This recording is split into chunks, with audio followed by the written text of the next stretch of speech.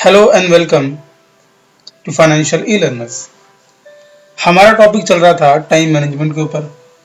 चलिए हम बढ़ते हैं आगे अपने नेक्स्ट क्वेश्चन के ऊपर। सवाल नंबर 2, हमारे पास एक्चुअल में कितना समय है?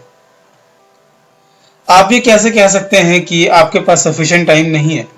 आपके पास एक दिन में उतने ही घंटे हैं जितने कि मुकेश अंबानी, इलोन मस्क जैसे लोगों के पास हैं। विधाता ने किसी को सुंदरता ज्यादा दी है तो किसी को कम दी है, किसी को बुद्धि ज्यादा दी है, किसी को कम दी है, किसी को दौलत ज्यादा दी है तो किसी को कम दी है, लेकिन उसने समय सबको बराबर दिया है। एक दिन में 24 घंटे। समय ही एकमात्र ऐसी दौलत है जिसे आप बैंक में जमा नहीं कर सकते। समय का गुजरना आपके हाथ में नहीं होता, ये तो घड़ी की सुई के साथ लगातार आपके हाथ से फिसलता रहता है। हमारे हाथ में सिर्फ इतना है कि हम इसका उपयोग कैसे करते हैं।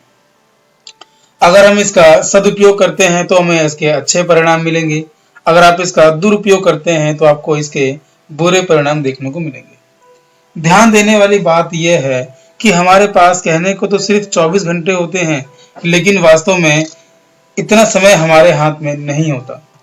सच तो यह है कि समय के एक बड़े हिस्से पर हमारा कोई भी नियंत्रण नहीं होता।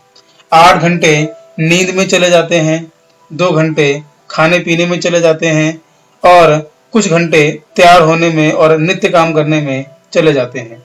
यानी कि हमारे हाथ में दरअसल देखा जाए तो सिर्फ 24 में से 14 घंटे का समय ही होता है। दूसरे शब्दों में कहूं तो सिर्फ 58% समय हमारे नियंत्रण में संभव है, जबकि 42% समय हमारे नियंत्रण में नहीं होता। सुविधा की दृष्टि से अगर ये देखा जाए तो 40% समय पर हमारा कोई भी नियंत्रण नहीं होता, बाकी बैलेंस 60% टाइम पर हमारा नियंत्रण होता है। इस संदर्भ में सदियों पहले भृतृहरि की कही गई बात आज भी प्रासंगिक है। विधाता ने मनुष्य की आयु 100 वर्ष की तय की थी, जिसमें से आधी रात्रि में चली जाती है, बची आधी में से आधी बाल्यावस्था में और बाकी की वृद्ध अवस्था में चली जाती है। बाकी बचे 25 वर्षों में मनुष्य को रोग, वियोग, अनेक दुख झेलने पड़ते हैं और नौकरी चाकरी करनी पड़ती है।